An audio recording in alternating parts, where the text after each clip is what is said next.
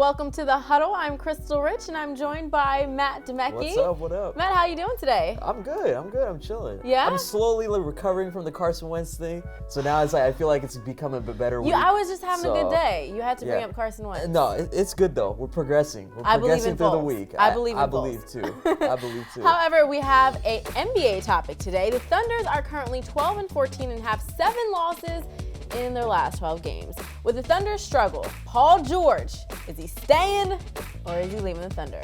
I mean, if I was this man, I would go to the front office tomorrow and ask for a trade. For real. What? Like, look, I'm okay. Ask for a trade? You want him to ask for a trade? I would demand a trade tomorrow, and I would demand it to Cleveland because I think that's the best place, and I think that's where he's going to end up before the end of the season. Look, I think OKC, obviously Russell Westbrook's a great player. I'm not saying anything about that, but I just think that when players go to OKC, I feel like it's career suicide almost. I mean, why is that though? Is it because of Westbrook? Why are you saying it's career suicide? I think it is because of Westbrook. Look, like Victor Oladipo is a perfect example. Look at him last year. Worst career averages when he went to OKC. Look at him this year. He's an MVP candidate. Look at Dion Waiters. He went there. He had his worst 2 years of his career. He went to Miami. He rejuvenated his career. Kevin Durant won a ring. All right, so you're saying that this is a Westbrook problem. I feel like this is a Westbrook problem. Why?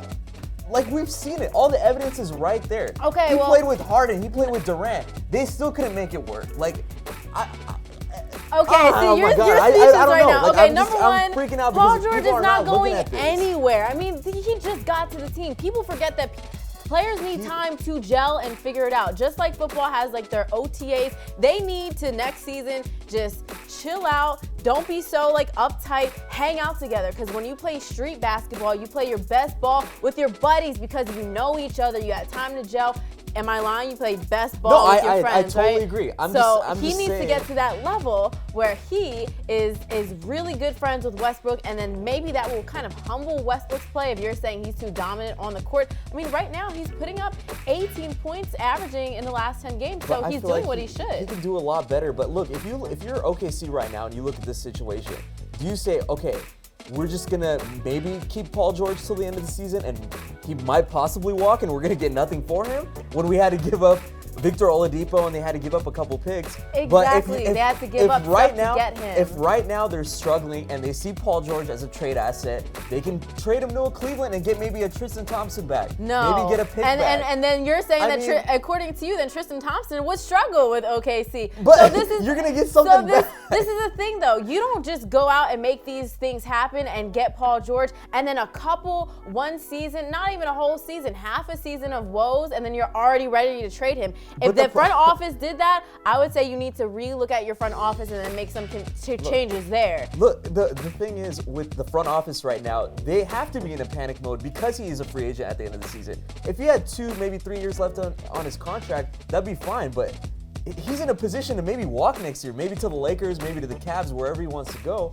But like, it's a sense of urgency right now. What's interesting is that he actually plays the Pacers today back in Indiana. So that is going to be They better not boo that man. That is going to be a really good game, and it's his first time back in Indiana since the big trade happened. Now, how do you think that matchup's going to work out? And do you think, kind of like deep down in his heart, he wants to pull LeBron and go back to the Pacers? No, I don't. If he wants to leave. He's done with the Pacers. Like, he made it clear that at the end of the season, like, he was done. Like, he wanted to move on. He wanted to win. No disrespect. But he's losing now, so if he wanted to go anywhere, maybe he started to remember the good times if he were to leave. I mean, I think tonight, Victor Oladipo is going to have a huge game. Hopefully, Paul George. I do want to see Paul George come there and have a big game, but I think Paul George should go, and people need to realize Russell Westbrook is the problem. He's a great player, but look what he's doing to these people. As soon as players have problems, you're just like, oh, ship them off. They need to go. They're not executing consistently. Like, we've seen it. They need time to gel.